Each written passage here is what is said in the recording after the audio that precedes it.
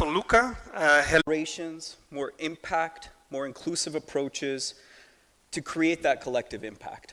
And the panel that has been curated today is a true reflection of the pluralistic actors that have a preoccupation, a role, and an engaged energy in not only the philanthropy world, but in the business of creating positive, lasting, sustained impact. We have several questions to get through. We have about an hour and 20 minutes, and we're going to hopefully open it up for questions as well.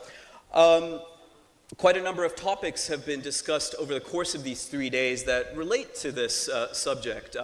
Talking about risk, talking about crowding in other actors, talking about transforming philanthropy.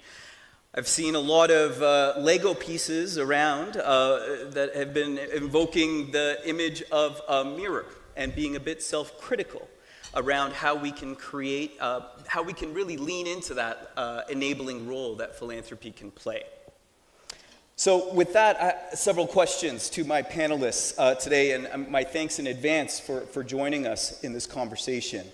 Somachi, the Tomi Elumelu Foundation has been doing some outstanding work in youth entrepreneurship across the continent of Africa, and I really want to start with the energy of private philanthropy in this space, and wondering if you can share with us practical collaborations that you've been involved in that have achieved significant collective impact. And also, we're in the business of failures. This is a very safe space.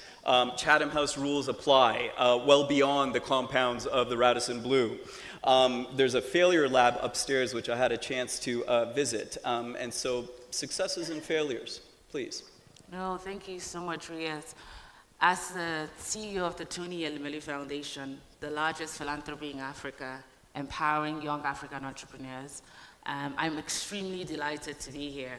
And as Reyes has said, I've also been in some plenary sessions, and the learning and the collaboration and the insights, I think that it's, second to none. And as he said, I've been to so many conferences, but I'm very energized by the honesty and transparency and the dialogue in this room. So at the Tony Elumelu Foundation, we empower African entrepreneurs because we believe that to transform Africa, we must economically empower our young ones. We must help them to start and to scale small businesses that do three things in a nutshell. One, help us to eradicate poverty on the continent in a meaningful, long-term fashion, where we don't take autonomy from beneficiaries, but then beneficiaries are able to start businesses, grow those businesses with dignity.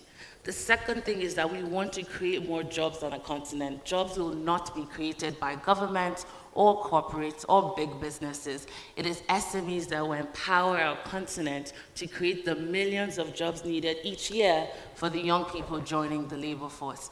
And then the third thing is that we want to economically empower our young people and our women. For too long, we think that women have been marginalized. For too long, we think that women have not been empowered enough to achieve their highest economic potential. So the work that we do in funding entrepreneurs, training entrepreneurs, mentoring, coaching, giving them access to digital and physical markets is what we believe will catalyze transformation on the continent. And speaking to collaboration, we started our Tony Elumelu Foundation Entrepreneurship Program in 2015, and it was born out of a $100 million commitment by our founder, Mr. Tony Elumelu, and his family. But very quickly, we realized that we couldn't play this game on our own. For instance, in the first year of our applications, we opened it up to the entire African continent, so applications from all 54 African countries poured in, and we wanted to only fund 1,000 entrepreneurs a year. In that year alone, we received over 20,000 applications. Last year, those applications have grown to 400,000 applications in each year. So if we're only funding 1,000, then we're in the business of dashing hope instead of creating hope, and that's not what we want to do. So we quickly opened up for collaboration, and today, some of our biggest partners include the European Union, the United Nations Development Program, the German Development Agency, and a host of other development agencies around the world. And together we've now funded 18,000 entrepreneurs. They've gone on to create over 400,000 jobs across 54 African countries. These entrepreneurs have generated $2.5 billion in revenue in only a few years, but we couldn't have done this without partnerships, right? Meaningful collaborations with like-minded stakeholders. And last thing, speaking to the business of failure, I think that over the years, we're not stuck to one model. So we learn and we iterate and we listen. I think many times philanthropic actors are very concerned about their goals and their own agenda, but it's very important to listen to the last mile, right? If you want to empower entrepreneurs, you have to bring them to the room as decisions are being made, as the program model is being refined, as we're thinking around how to best measure our impact, our results, to generate new research, new insights. We need to bring those entrepreneurs in a room, and we need to be honest with ourselves. What's working, what's not working? How do we divert capital to more effective sectors to give us more jobs, more poverty eradication, etc.? So, last thing I'll say before I hand over back to you, Riaz, is I think that, for philanthropy in our world today to improve, we need more sessions like this. We need more dialogue where we can share best practice, where we can share, I had this idea, it didn't go as well. I think we should refine and pivot to this other thing, and instead of replicating the same programs with different actors, we can collaborate and scale for even more impact. Somachi, thank you, and truly commend the journey that your foundation's been on, picking up elements of self-reflection, honesty, keeping in mind the primary stakeholder in the formula, and being really honest about the challenge in front of you, and needing a lot more hands around the table. Abdi, you represent Absa Bank, a bank that is quite famous in Kenya and beyond, and known for its work in philanthropy as well. We were remarking the Pwani Innovation Festival is happening in Mombasa, and a colleague of mine sent photos, and in the background, without fail, it was covered in Absa Bank marketing. Sponsorship at the community level is something I often associate with Absa Bank. Abdi, collaboration, banks, looking at the role of philanthropy for collective impact, how does a bank view this? Yeah, thank you very much. I think, Rez, thanks. Before I came here, I was speaking at Safaricom. Today is launching their sustainability report. The topic there as well was about collaboration and partnership. And together with two other banks, we've partnered to do a sustainability-linked facility for Safaricom. That's the largest that has ever been done in this market. So that's one end of the scale, where you are looking at how to solve these complex issues that we face, but resolve them at scale. And then, of course, on the other end, you have those individuals who are engaged in philanthropy directly or at a community level, and small organizations that are making a difference. And this is the beauty of this space, is that each and every one of those levels is required. And I think the word there is collaboration and partnership, and how we work on it together. This space is becoming more and more, important as we move along. And certainly in our bank, we no longer look at CSR or philanthropy as something you do on the side. So you report your financials and everything, and then you talk about what you have done for the community. It's a very integrated part of the strategy. It's an integrated part of what we do. The Elumelu Foundation talked about the SMEs. That's a big piece that we're looking at that has an impact beyond business, especially when you introduce the gender agenda, and we work with women-led businesses, and we've had amazing experiences, not just here in Kenya, but across the continent. In fact, quite recently, a number of women business people from Kenya went to attend a conference under Absa's support that we did in Accra, Ghana, and it was a continent-wide type of conference. So this gender piece is very, very important for us, and it's something we believe will make a difference. And then in there, you also have the whole piece around environment, which is another complex problem that all of us are dealing with. And you know, for businesses that tick the right boxes within that space, I think that's another area that we spend a lot of time on. But, you know, I guess you said the failures, right? I think as an industry, as a financial sector, we need to start looking at this space differently. My daughter, who lives in Dubai, with her friends, run a small community entity, and they do a lot of work here in Nairobi, and they make a difference at a very community-based level. You know, when you look at it from a corporate perspective, you might not see it as big impact, but they are really having an impact at that level. And for me, the question I pose to myself and people of my generation is, how do we deal with the younger group of people that is coming in that have a different way of looking at philanthropy and the way things should be done?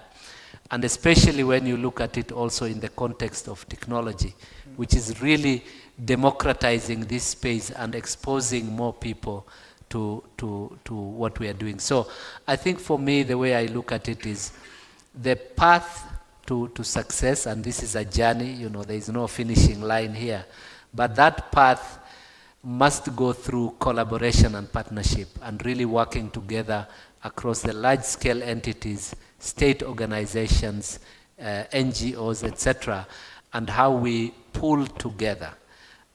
In our Ghana business, we've partnered with MasterCard to do some very good work there. You know, we are setting up a foundation here in Kenya that will be looking for similar partnerships. I know USA does a lot of good work in this space as well. So how we put the whole ecosystem to play, I think, is what will create sustainability for us. Abdi, thank you for that. And you know, just to pick up a couple of points. One, CSR is not a side hustle for Absa Bank. Yeah. This is core rooted in the business model. A number of topics around you know, being very focused on particular issues, and just want to echo that point around being very community grounded and minded around how we're ushering in collective impact. Hélène, you work for, my Canadian French stopped at grade 9, so Agence Française du Développement. Portuguese is marginally better.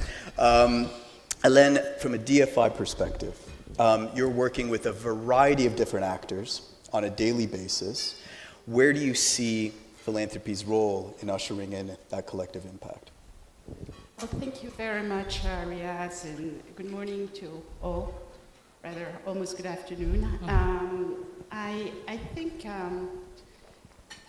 we all realize that, you know, the way things are going, we will never get where we want to go by working all in silos.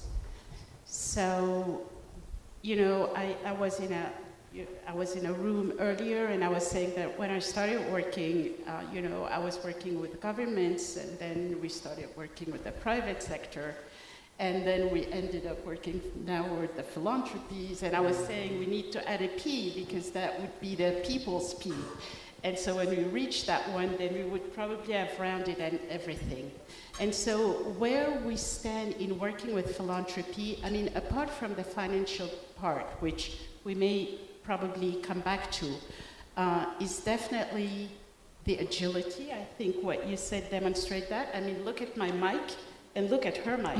You know, obviously there is something. I'm having this big mic and she's having the very fancy mic to speak with. So you can see the innovation already, right? Innovation, agility. No, seriously, I think there is this agility, there is the lack of processes, the lack of procedures, the very bulky ways of working, which actually we cannot go without, because, you know, we're working with taxpayers' money, and we have to do this accountability to the taxpayers. So there is no way out. But you have a flexibility and a way of working that is very key for us. That's the first thing. The second thing is definitely the knowledge of the environment in which you're working. Even if we've been, for some of us, working in some countries for dozens of years, we will never know the communities as well as people from that community because we're outsiders. And so being outsiders, we cannot, have that in-depth knowledge. I was listening to one panelist earlier, I don't know if he's in the room, Frank, who was saying that, the people of the community would be the first people to know what they need for their own community. So I think that's also very key for us to say, to be demand-driven rather than offer-driven. It's like, this is what we want to do, are you interested type of thing. Rather than people saying, okay, let's sit, talk, and see what we can do because this is what we need. And it's a totally different conversation. The third issue is, of course, the way that you have of doing business and the agility that one may have, and the agility that we can scale upon. You've talked about failures. We're a bit risk adverse, so going and explaining to our taxpayers that we've tried something, it didn't work, and oops, we're sorry, it might not fly. So working with people who are ready to take that path and take it to scale when it has worked is definitely helpful. And then probably the last point is that the collaboration actually multiplies, and I think you proved that point quite well, multiplies the effect of financing. That is, if philanthropies, and this is exactly what you were saying, if philanthropies come with, let's say, 100 million, and you decide to invest your 100 millions, great. But if you leverage other people's money, if you leverage the private sector, if you leverage the multilateral banks, if you leverage the bilaterals, then you're ending up with a basket which is going to be fuller. And this is what we do, and so there's a lot of ways of doing it. You can finance the studies, we can put the risk capital, we can co-finance, we can blend the money, make the interest rates, quote unquote, sweeter, so that, there may be more and more money to achieve the ultimate goal, which is, developing and helping the people out. So that's basically it. Yeah, there is, of course, a lot of other things that we could talk about, but in terms of the state of mind, etc., I'll stop it. Hélène, thank you. I think picking up on various points, taxpayers have a voice, certainly, and they're an important shareholder and stakeholder in this often. And there's a variety of different shareholders and stakeholders that we ought to consider when we think about how we crowd in multiple actors. The point about local knowledge, and if I can build on that by acknowledging the humility to understand that you need local knowledge to begin with. And I think we need to quote this, being offer-driven as opposed to demand-driven. I think that's a fundamental paradigm shift that we all need to reflect on.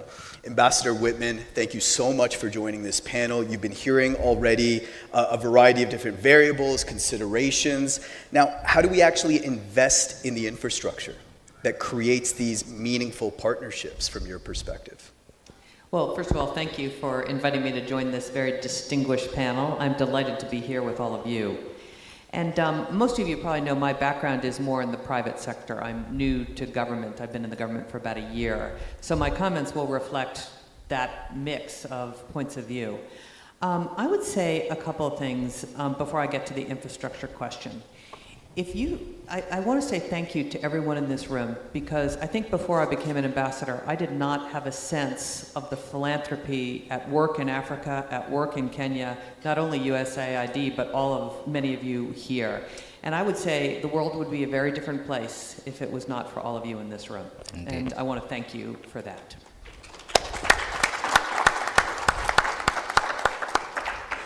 say we have a challenge coming up, and I can speak for Kenya, that all the work that the philanthropists in Kenya do, and there's a lot of philanthropy in Kenya, there's a lot of government support, there's a lot of private sector support from places like Absa Bank. However, if we keep doing what we're doing for the last 10 years, if we keep doing that for the next 10 years, by definition, we are going to be falling very dramatically behind. Because you know that statistic that 1 in 4 people on Earth will live in Africa in 2050, and 1 in 3 working age people will live in Africa in 2050?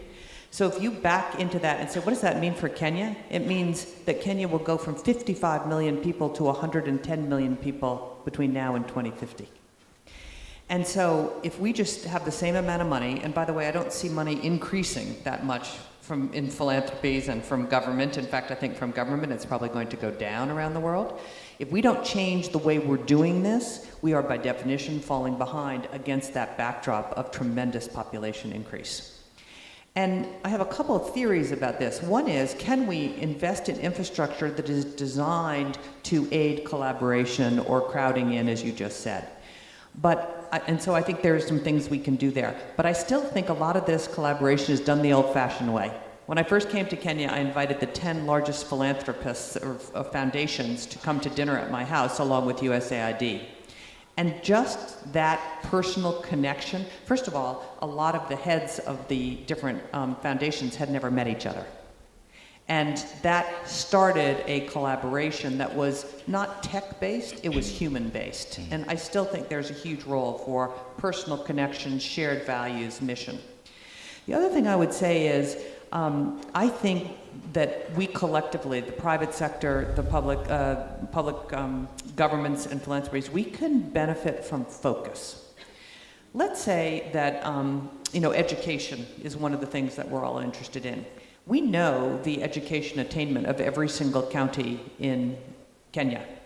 And some of them are at 36% completion of 6th grade, some are at 92% of completion of 6th grade. But if you do not graduate from 6th grade in this day and age, I think your opportunities are limited. What if we crowded into those counties with the lowest and said, we're going to go from 36% to 82% in 5 years. We're going to put all our expertise, all our money, all our focus to really see if we can move metrics by a lot. Not just 36 to 38 or 40, but we're going to really move these metrics. And I think by focusing on a challenge, focusing maybe on a geography, I am a big believer that by focusing and working together, we can make a bigger difference than we've made before.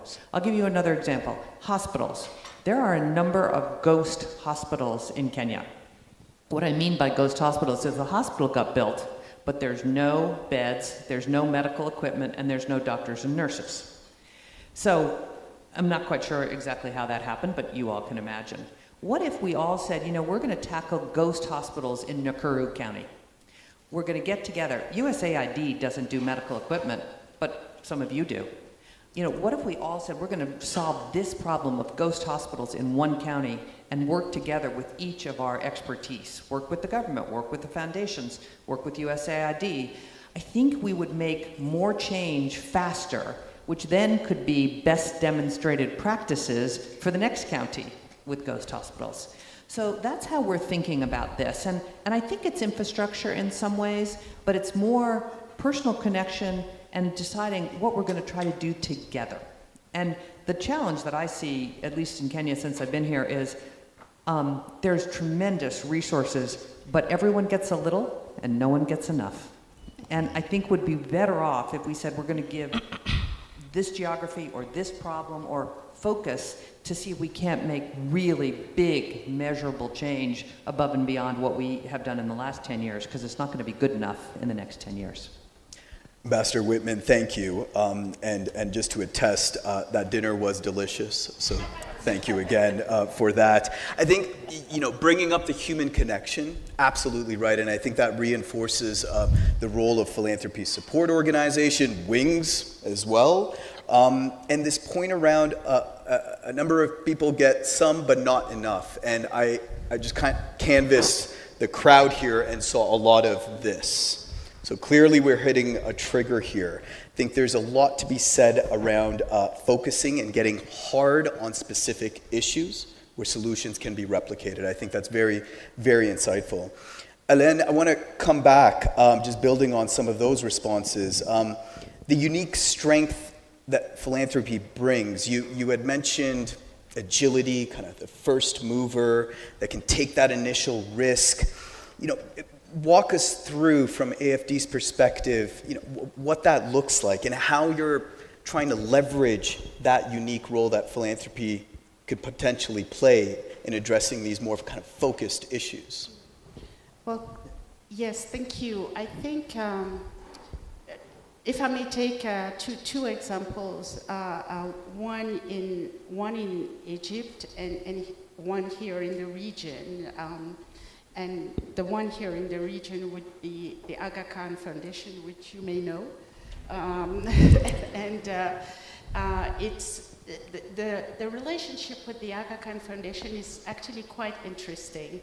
And I think how it works is that the Aga Khan Foundation brings the project. So that's the first step. Then it's also a beneficiary. Then it's also a funder. I mean, it does co-finance with us. And then it's at the verge of private sector philanthropy and doing, some public sector work. Because one thing we haven't said, until now, is that, but I'm sure it has been said this morning. I was in a panel and listening to someone saying that, is that the philanthropies also do some kind of public work. I mean, all the social aspects, sometimes they fill in for the government. And so having a partner that actually talks all the languages, of the beneficiary, of the project bringer, of the partner, of the financiers, it helps.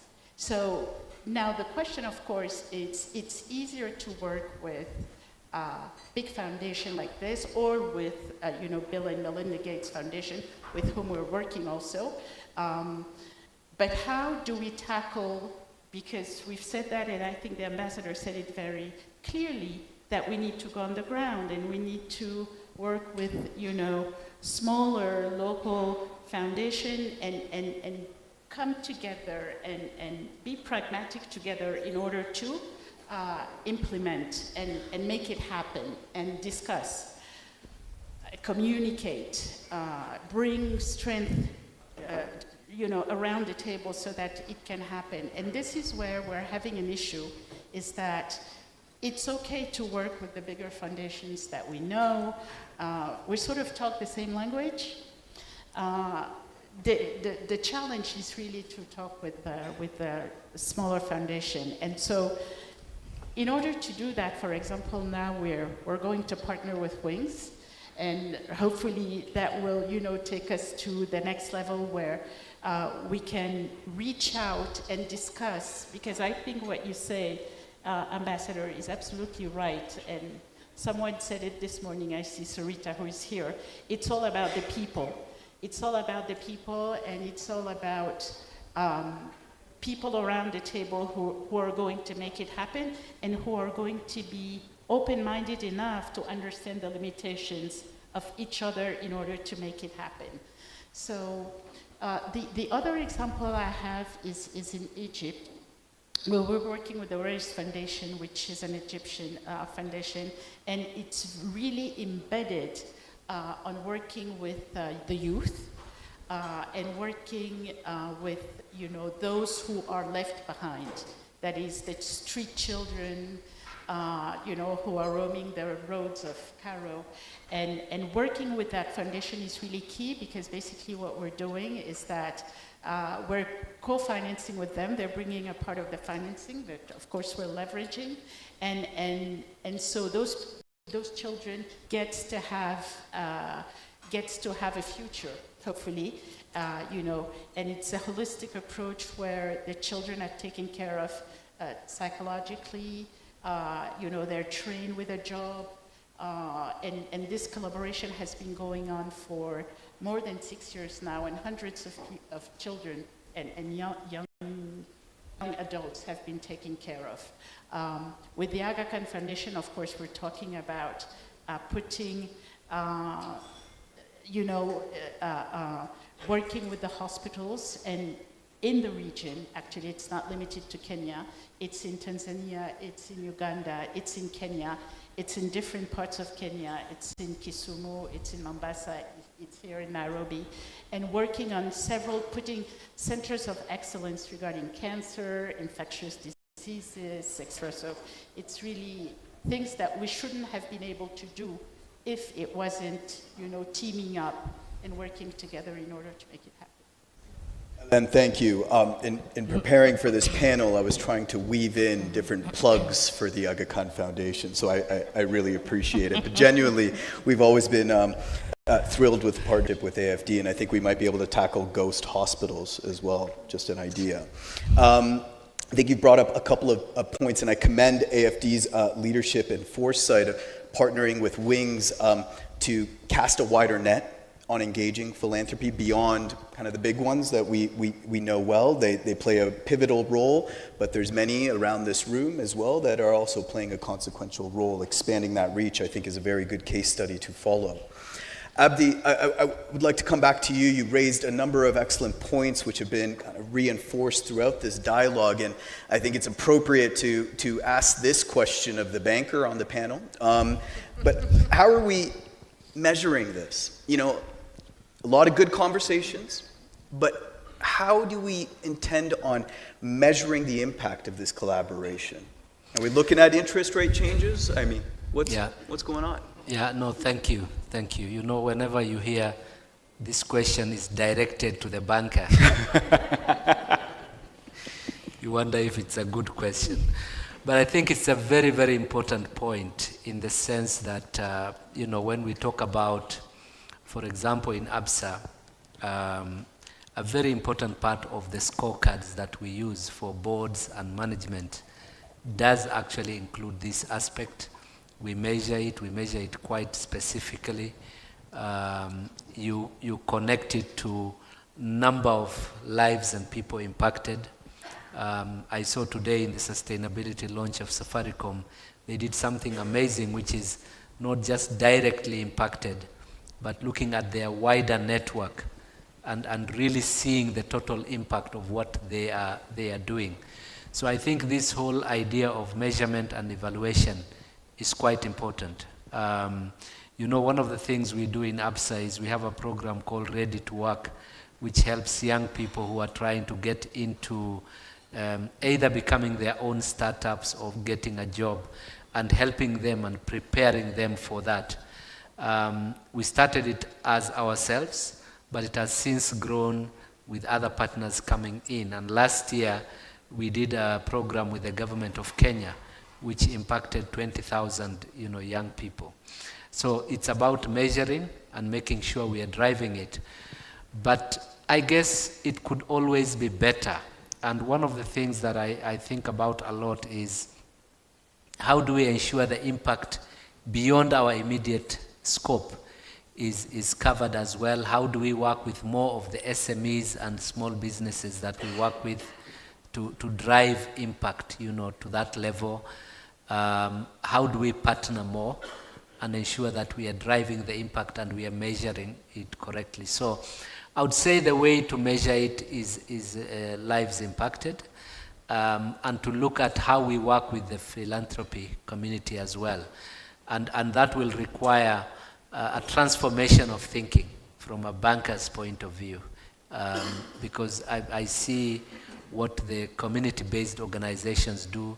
It's fairly specific, responding to certain scenarios, not necessarily responding with all the data, and bankers will come at it with 1,000 questions about the data, the evaluation, the impact, and so on. So it will require a bit of change in the way that we approach it as bankers. But certainly, I think measuring it is what will make it, and putting the ambition out there. Today I spoke there, a few other larger banks, spoke at the event.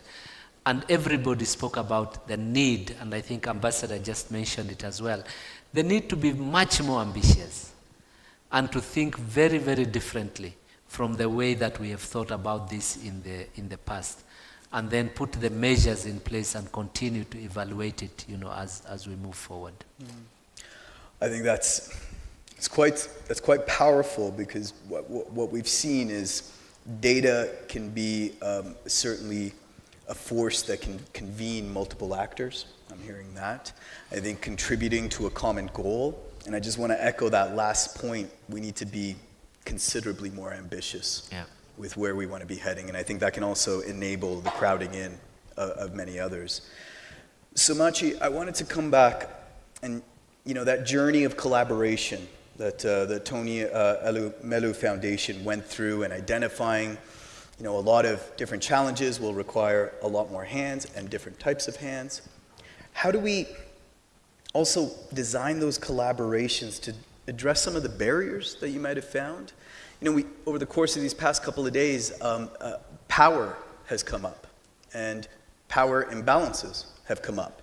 And how do we move beyond that in a productive way and create a bit of an equal playing field here? Yeah, no, thank you so much, Riaz. I think that, given the work that we do at the foundation, our primary constituency is young people, young Africans. We've been able to train over 1.5 million young Africans so far in business management training, because we realize that even if we can't fund every single person that applies to our annual program, we can give them business management training and invest in their capacity so that they go on and start businesses.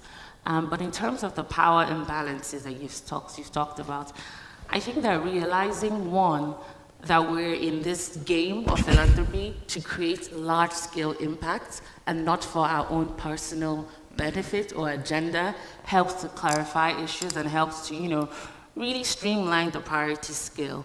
We started this foundation in 2010. It was started by Mr. Elumelu, whom I'm sure many people in this room know, one of Africa's largest investors, and the chairman of the United Bank for Africa, so another financial services giant on the continent.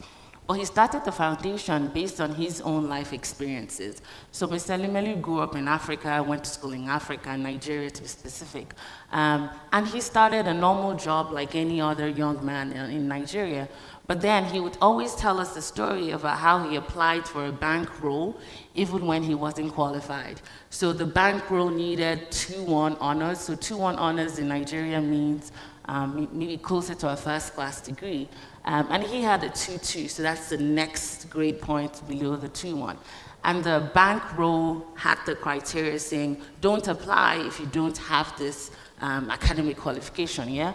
But Mr. Elumelu went on to apply, and following his application, he wrote a little note. So he says, I know that I may not have the academic grades you want, but trust me, I'm diligent, I'm hardworking, and if you give me a chance, I'm gonna prove you right?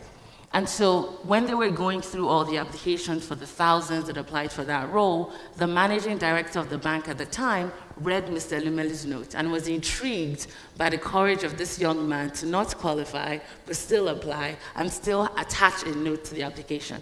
And so out of, I think, 5,000 applications, Mr. Elumelu was one of 10 chosen for the role. And he started his job that way.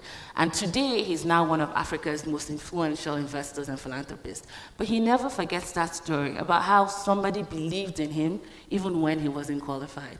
And that's essentially what we're doing at the Tony Elumelu Foundation. We want to democratize luck. We want to welcome all young Africans who believe they have a business idea that can transform the continent. We're not looking at your track record. We're not looking at your academic qualifications. We're not looking at none of that. We have a transparent application. You go online to our website, you apply for our program, we interview you afterwards, we listen to you pitch your idea or your business to us, and we choose you. There's no other agency or institution democratizing luck on the continent at the scale that we're doing. And we do that because of Mr. Elumelu's own personal experience. And so to us, the topic around power imbalance is strange, quite frankly, because our reason for being is to democratize luck. is to share that power, is to give opportunity, to create economic hope where none exists. And and we do this through working with our partners, but through working with our entrepreneurs as well, listening to them, listening to their stories, finding out how to scale, measuring and also tracking all of our impact so we know how many jobs are created every year, we know the revenue generated by entrepreneurs every year, we know the challenges that they're facing, and we know their ambitions for the next stage of their businesses. And finally, I think that as philanthropic actors, sometimes we're too streamlined on our own objectives and we don't bring in governments enough. And so what we do at the foundation is also collaborate with African governments, because even if we fund entrepreneurs and train them and mentor them, if the enabling environment is absent for them to thrive, then our work is incomplete. So we need to engage government to create new taxes, tax laws that accommodate startups, create policies that are consistent and supports small businesses, and create the infrastructure, the power, the transport linkages, the bridges, the road networks, etc., for these SMEs to scale. So we don't see the work that we do as one actor-led. So it's a mix of philanthropies, a mix of multilateral development agencies, a mix of governments, a mix of academia, and bringing best practice across the public, private, and development sectors to empower our startups. And then the last thing we've learned in this journey is the importance of governance. So we come to philanthropy with a private sector mindset. So we're not in a business of doing philanthropy as business as usual. So we want to bring the competitiveness of the private sector, the governance framework, the accountability, to transparency, so that our philanthropy is not, it's not something we do for the short term, but is able to be sustained for generations to come. I would be very disappointed if after my tenure, the Tony Elumelu Foundation, dwindles in scale in the next 50, 100 years. Our work is to make sure that this is a philanthropy that is in Africa, affecting and impacting African lives for the very, very long term. And so we can only do that by putting in place the right governance, the right board, and ensuring that our monitoring and evaluation processes are sustainable and helping us track and monitor our impacts and our results. Somachi, I think that quite an interesting case study, the Tony Elumelu Foundation, and I think what I'm hearing is that a really focused, concise vision, backed with, frankly, a lot of empathy of our primary shareholders, if I could use that term again, can be a rather powerful force in addressing power imbalances right at the outset. Partners coming in are coming in with that vision in mind, and I think that it sounds like the experience of your foundation has really sidestepped that power conversation and just got on with the work, backed with the monitoring, the data, the iterations. Just pressing on this transparency and accountability piece, though, Ambassador Whitman, you come to us with a rather rich experience in the private sector.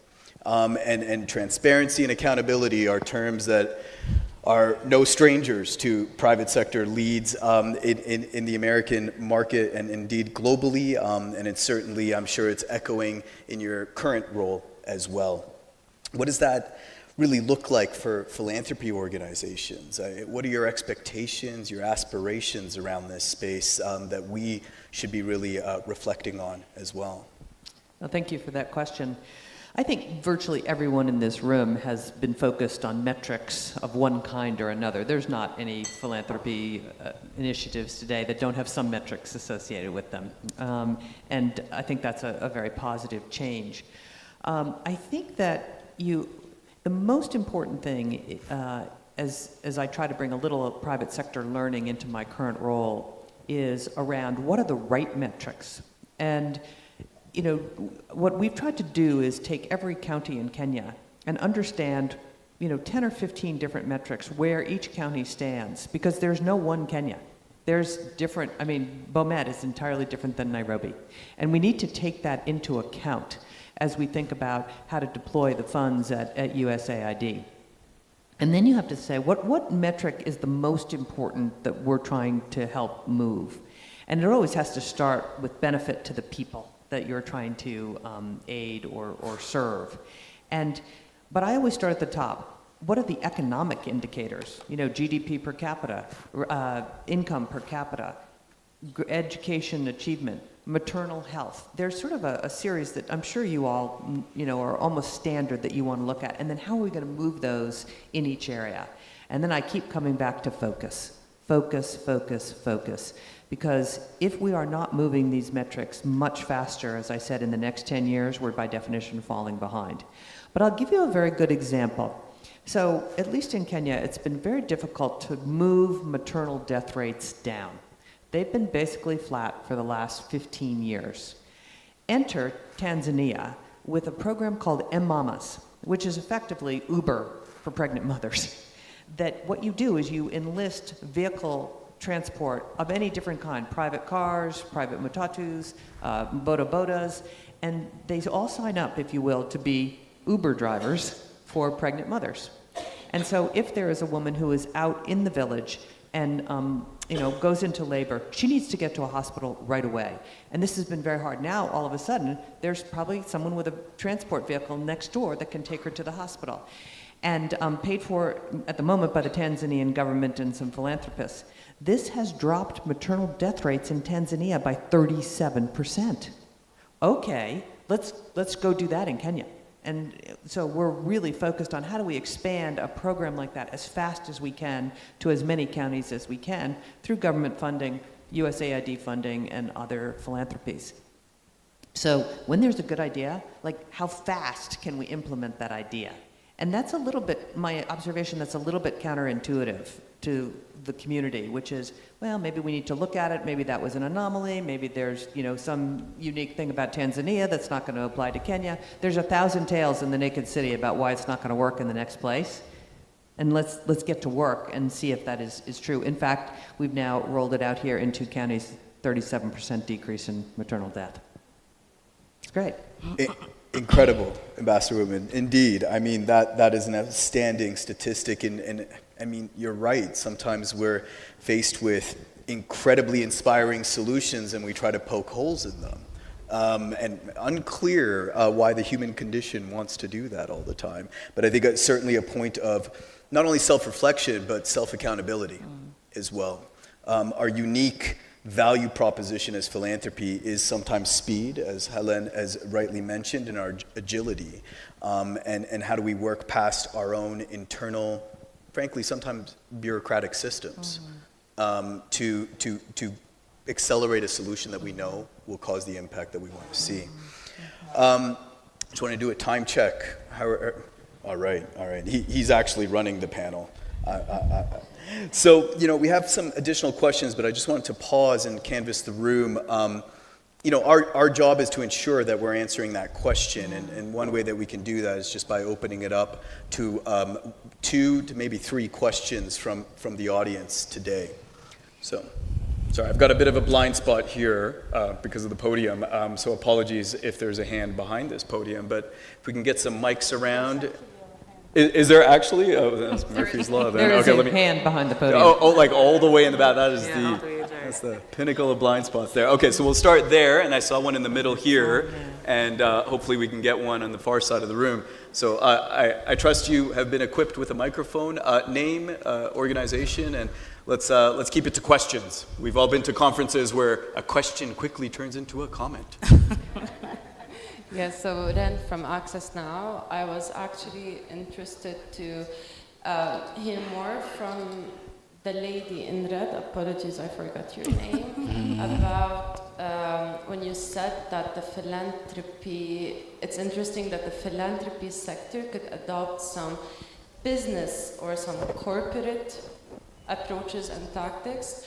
I would appreciate if you can answer this question in light of the rights-based approach in the development sector and in light of the competitive-driven, little concern about harm and lack of interest and willingness of the capitalist system that runs the world and dictates and guides the way corporate sector works in. How do you think we can make a fine balance with this? Thank you.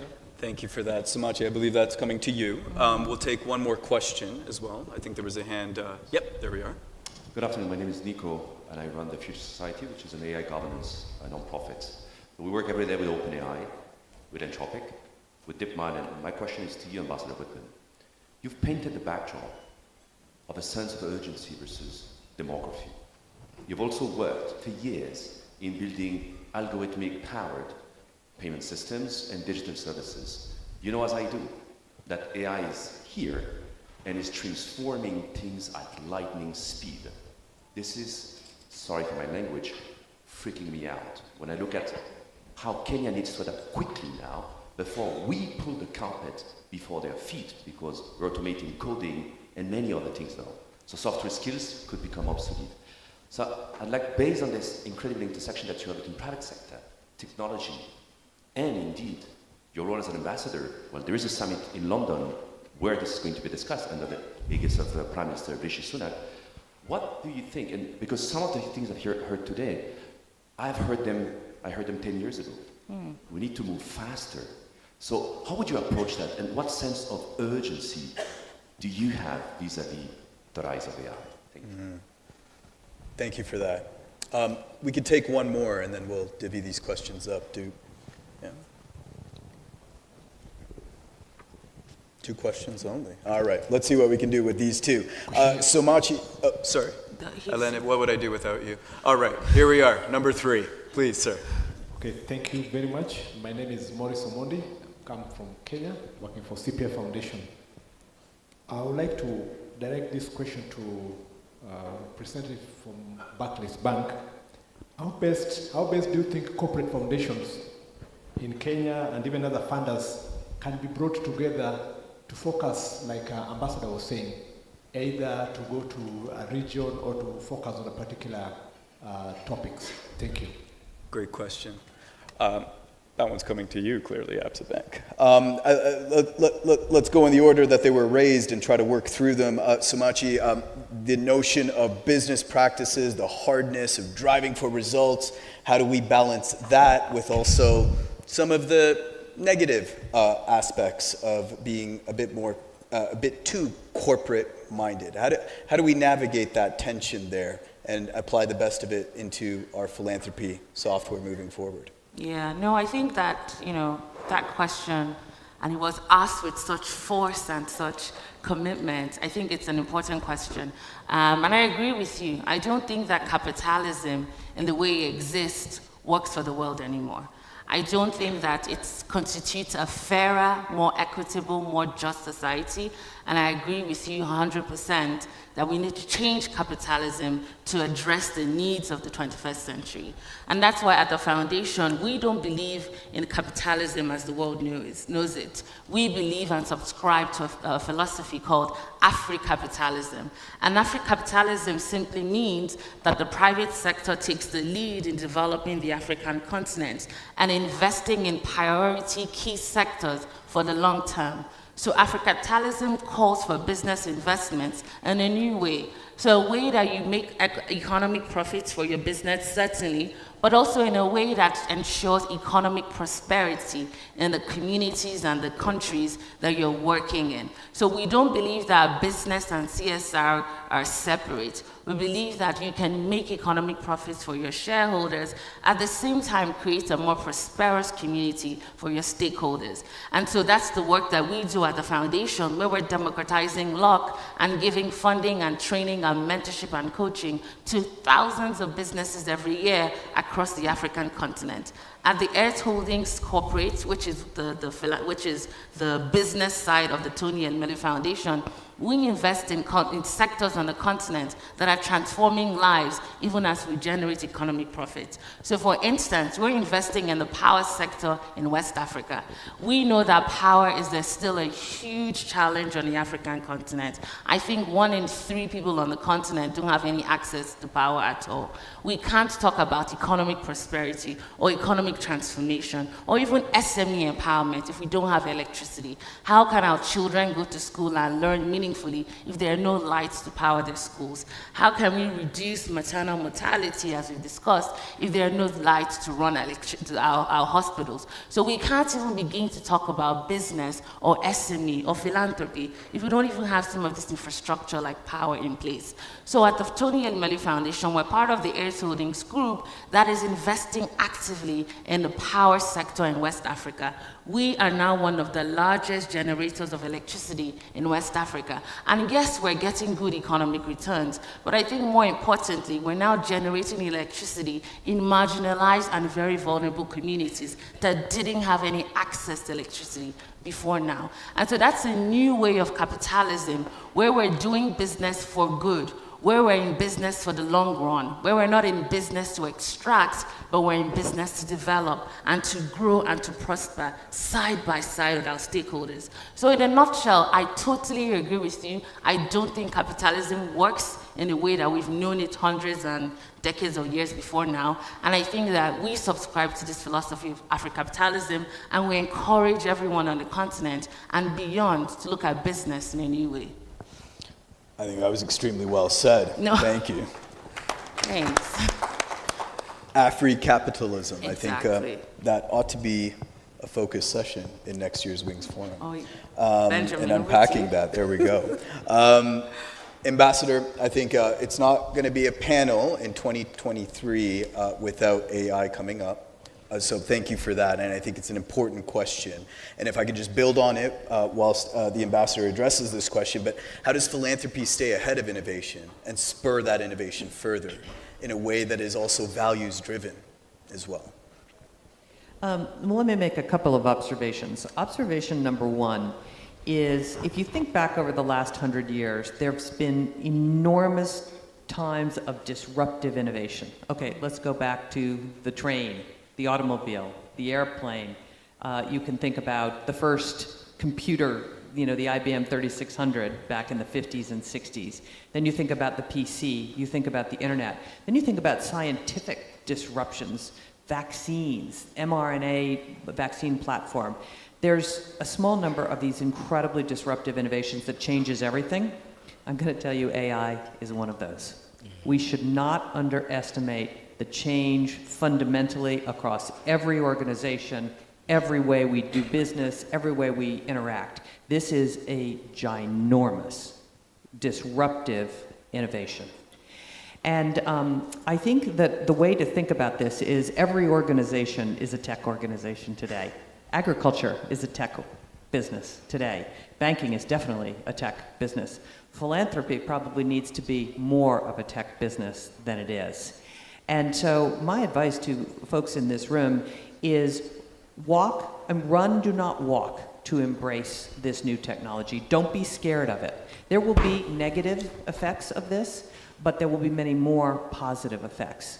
I think it will be a tremendous dislocation in the kind of work that you all do, in the kind of work that you invest in for young people. Think about call centers for a second. We think in Kenya, call centers, business process outsourcing is a really great opportunity, but in 5 years it might not be.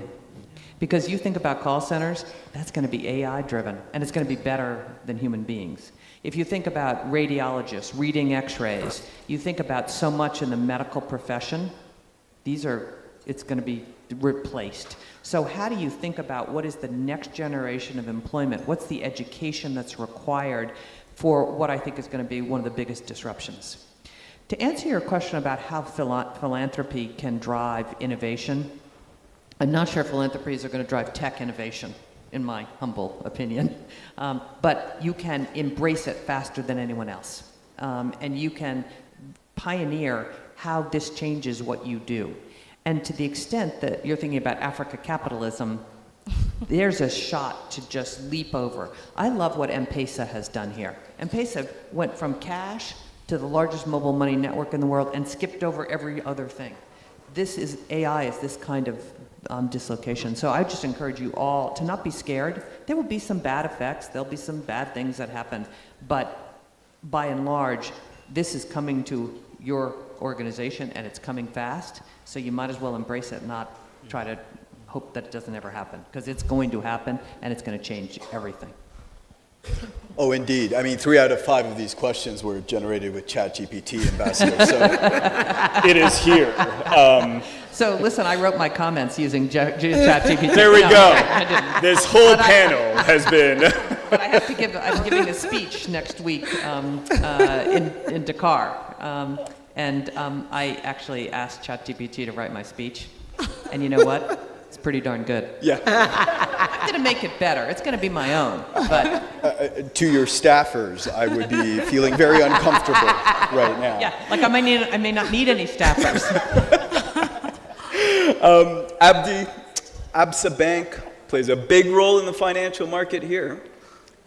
How can it bring the other banks together? And I was just with the CEO of DTB this morning, so Yeah. you let me know. Yeah, I think, and also there was a bit in the question around how do we focus the impact on a few areas that matter. I think certainly at an individual foundation level, that is improving. We came from a place where you got applications from all over the country for different initiatives, different schools, different hospitals, tree planting, etc. And you went and participated. And yes, all good. It happens at the community level, but then you lose the focus, you lose the impact. I think increasingly you see the individual foundations focusing on a few big thematic areas, environment, education, health, etc., and then trying to do it with impact. There's still a few reactive, cases, and those will always be there.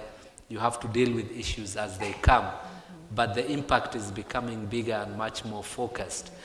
I think the next step, which is really where the impact lies, is all of us coming together and saying, where should we focus? Is it a thematic area? Is it a geographic, as Ambassador was saying, specific county or region, and then trying to make that happen? And we saw certainly during the time of COVID that we were able to do that. I was in Tanzania at the time, and we picked some of the core areas that required support at the time around, masks, gloves, medical equipment, etc. And we came together, not just as the banking industry, but private sector. And there was a massive effort to say, this is what we need to focus on, and then put all the resources there. I think the experience is there, the desire is there, and I think that's really the natural next step that we need to take so that we have greater impact and greater partnership. Yeah. Abdi, thank you. And I think that comment also echoed something I heard yesterday around no egos and no logos, and driving resources around a specific concern. And we saw that a lot during COVID, and I think that's right. I'm getting word that we got to wrap this up, and I want to give Hélène the last word. And Hélène, your call to action for this group here as we wrap up, and some individuals taking flights back to wherever they came from, some individuals a shorter trip. What do you want them to be thinking about as they walk out of this room this afternoon? Thank you. difficult question to answer. I think Ambassador has given us a way forward already in terms of AI coming our way. But if I sort of summarize the discussion today, I think there are two big pillars. Of course, one is the money, but the other one is the people. And so, yes, the AI, yes, the means and ways to do things. These are how to make it happen. But the first thing is the people and how people get together around the table to make it happen. And as for the money, I agree with you, Ambassador. We're not getting more money than actually the flows of ODAs are decreasing, but there is still money around. And I think philanthropies are a great way to get additional money that was not on the market before, and to go and dig in those pockets, because we had a discussion this morning in terms of there are not so many African philanthropies, but there is a lot of money going around. Their communities are helping each other. The families are helping each other. One of the person was saying there was a lot of money which was given to the mosques and the churches, etc. So there is money around. And so how do we tackle this money to bring it to the table? And I think this is what we really need to focus around. The people to make it happen, and the means to make it happen. And the means would be AI, would be, of course, the money, would be, the processes to be decreased, the no more logos, etc. But it starts with the people wanting to do it and to go in the same direction. Ellen, thank you. I feel like I outsourced my job to you in a way, but that I could not have summarized this panel better. A round of applause for our panelists this afternoon. So let me hand it back to our MC, I believe.